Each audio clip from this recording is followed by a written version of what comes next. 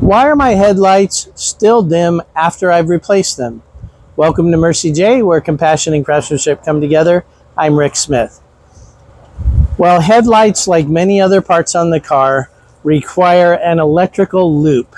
So we have a battery, and so we have a positive post and a negative post, and we have to have a full circle connected. So we have to have a solid connection from the positive, and we also have to have a solid connection from the negative to make anything work properly.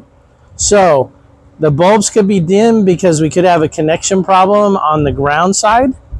So we have to do what we call a voltage drop. When the bulb is lit up, we check. We should have 0 volts from the bulb to the battery negative on the ground side.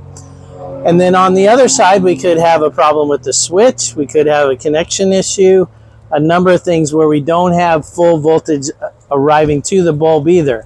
So we check for the voltage there.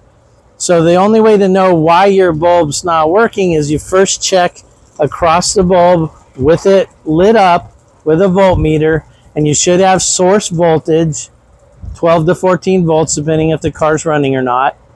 And if you don't, now you have to find out where you lost the voltage that you needed to make it light up properly. I hope this has been informational to you. Until next time, safe travels and blessings to you.